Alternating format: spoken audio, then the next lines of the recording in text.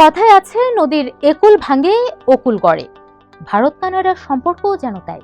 এই তো কিছুদিন আগেও দুদেশের সম্পর্কে টানাপোড়েন চলছিল।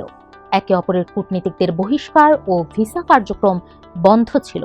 সেই তারাই এখন এক ঐতিহাসিক চুক্তিতে পৌঁছেছেন। সম্পর্কের এই হঠাৎ উষ্ণতার নেপথ্যের কারিগর মার্কিন প্রেসিডেন্ট ডোনাল্ড ট্রাম্প। কেননা দ্বিতীয় মেয়াদে ক্ষমতায় এসে ভারত ও কানাডার মতো দুই মিত্র দেশের উপর ক্ষুব্ধ হন তিনি, চাপিয়ে দেন উচ্চ শুল্কের বোঝা।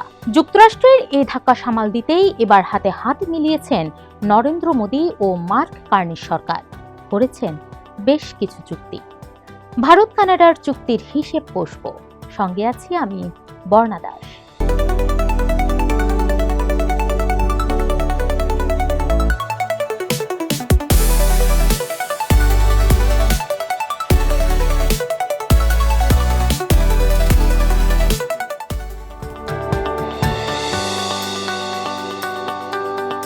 ভারতের সঙ্গে সম্পর্ক স্বাভাবিক করতে 4 দিনের রাষ্ট্রীয় সফর করছেন মার্ক কার্নি। এই সফরে ভারতের সঙ্গে বেশ কিছু চুক্তি করেছেন তিনি, যার মধ্যে রয়েছে প্রযুক্তি, গুরুত্বপূর্ণ খনিজ, প্রতিরক্ষা ও শিক্ষা খাতে সহযোগিতা বাড়ানো। এর বাইরে 10 বছরের একটি ঐতিহাসিক পারমাণবিক জ্বালানি চুক্তিতে পৌঁছেছে দুদেশ।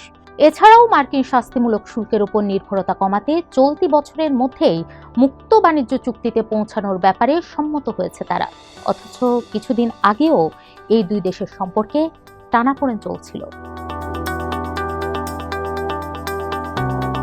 2023 সালে কানাডার শিখ বিচ্ছিন্নতাবাদী নেতা হরদীপ সিং নিজ্জর হত্যাকাণ্ডে ভারতের সম্পৃক্ততার অভিযোগ তুলেন সাবেক প্রধানমন্ত্রী জাস্টিন ট্রুডো। এতেই তেলেবেগুনে জ্বলে ওঠে নরেন্দ্র মোদী সরকার। এই অভিযোগ জোরালোভাবে অস্বীকার করে কানাডার কূটনীতিককে বহিষ্কার করে নয়াদিল্লি। একই পথে হাঁটে কানাডা, সেই সঙ্গে বন্ধ করে দেয় ভিসা কার্যক্রম। তবে পরবর্তীতে 2025 সালে কার্নি ক্ষমতায় আসার পর সেই সম্পর্ক এখন অনেকটাই ঠিক হয়ে গেছে, যার চূড়ান্ত রূপ এই চুক্তি।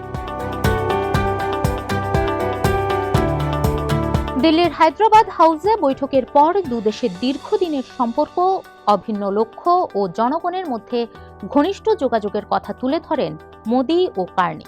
মোদী বলেন, বেসামরিক পারমাণবিক জ্বালানি খাতে দীর্ঘমেয়াদী ইউরেনিয়াম সরবরাহের জন্য আমরা একটি ঐতিহাসিক চুক্তিতে পৌঁছেছি। ছোট মডুলার রিঅ্যাক্টর ও উন্নত রিঅ্যাক্টর নিয়েও আমরা একসঙ্গে কাজ করব। ভারতের প্রধানমন্ত্রী আরও বলেন, ভারত ও কানাডা প্রযুক্তি ও উদ্ভাবনে স্বাভাবিক অংশীদার এবং কৃত্রিম বুদ্ধিমত্তা, সুপার কম্পিউটিং ও সেমিকন্ডাক্টর খাতে সহযোগিতা বাড়াবে। পাশাপাশি যৌথভাবে নবায়নযোগ্য জ্বালানি সম্মেলনের আয়োজন করবে। অন্যদিকে কার্নি বলেন, জ্বালানির উচ্চ চাহিদা সম্পন্ন ভারতের পারমাণবিক জ্বালানির প্রয়োজন মেটাতে কানাডা ভালো অবস্থানে আছে। দুই দেশ একটি কৌশলগত জ্বালানি অংশীদারিত্ব শুরু করছে। দুদেশের বাণিজ্য নিয়ে মোদী বলেন, দ্বিপক্ষীয় বাণিজ্য $50 বিলিয়ন উন্নীত করাই আমাদের লক্ষ্য। তাই দ্রুত একটি বিস্তৃত অর্থনৈতিক অংশীদারিত্ব চূড়ান্ত করার সিদ্ধান্ত নিয়েছি। দুদেশই যুক্তরাষ্ট্রের কাছ থেকে বড় ধাক্কা খেয়েছে, তাই দুদেশই নতুন বাণিজ্য অংশীদারের সন্ধানে ছিল। আমদানি বহুমুখীকরণ ও জ্বালানির জন্য রাশিয়ার উপর নির্ভরতা কমানোর প্রয়োজন ভারতের।